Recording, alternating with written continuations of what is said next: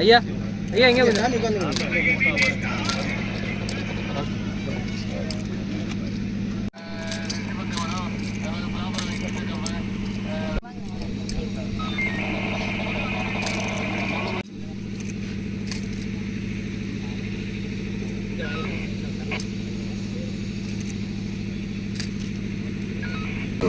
நம்முடைய சங்கராபுரம் இந்த ஊராட்சி மக்கள் தொகை அதிகம் இருக்கின்ற ஊராட்சி என்பதை நானும் நன்கு உணர்கிறேன். ஆகவே அந்த மக்கள் நல்வாழ்வுத்துறை அமைச்சரோடு நான் பேசுகின்ற நேரத்தில் இதுபோல இந்த மாதிரி காரைக்குடி தொகுதியில் சங்கராபுரத்துக்கும் மாதிரி பரிந்துரை வந்திருக்கிறது என்று சொன்னவுடன் முதல்ல அந்த வாய்ப்பை சங்கராபுரத்துக்கு தான் நீங்கள் தர வேண்டும். காரணம் அது மக்கள் அதிகமாக வாழுகின்ற பகுதி.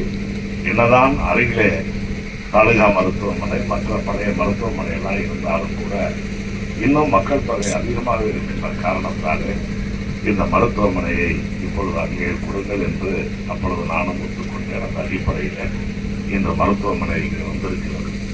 ஆகவே இதன் மூலமாக குறிப்பாக கல்வியும் சுகாதாரத்தை இரு கண்கள்னு முதலமைச்சர் சொல்றாங்கன்னா நோயற்ற வாழ்வே குறைவற்ற செல்வம் என்பதற்கு ஆகவே நாம் அவ்வளவு கோடியை சம்பாதிச்சா இவ்வளவு கோடியை சம்பாதிச்சா இவ்வளவு லட்சத்தை பார்த்தா இவ்வளவு ஏக்கர் நல்லா இருக்கு, இத்தனை வீடு இருக்கு, வாசல் இருக்கு, எல்லாம் இருந்து என்ன இருக்கு அனுபவிக்க முடியாதவர்கள் உண்டு. காரணம் அவர்கள் உடல்நலம் பாதிக்கப்பட்டிருப்பார்கள்.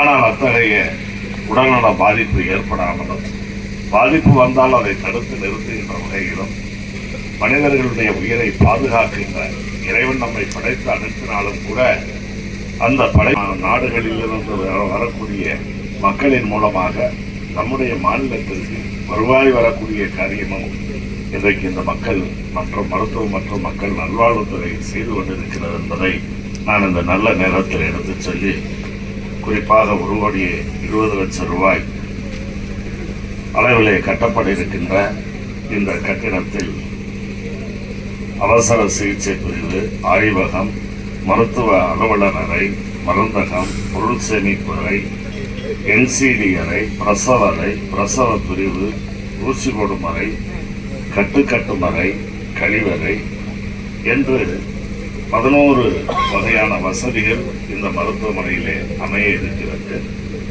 1,20 லட்சம் ரூபாய் மதிப்பிலான கட்டிடத்தை 5 மாதங்களில் கட்டி முடிக்க வேண்டும் என்று ஒப்பந்தம் செய்யப்பட்டிருக்கிறது.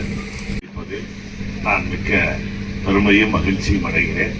அத்தகைய ஒரு வாய்ப்பை நம்மளுக்கெல்லாம் உருவாக்கி தந்திருக்கின்ற இந்த பகுதி மக்களுக்கும் அதே போல மக்கள் பிரதிநிதிகளாகி எங்களுக்கும் தந்திருக்கின்ற மாண்புமிகு முதலமைச்சர் அவர்களுக்கு நம் அனைவர் சார்பாகவும் நன்றியை தெரிவித்து வாழ்த்தி வாய்ப்பு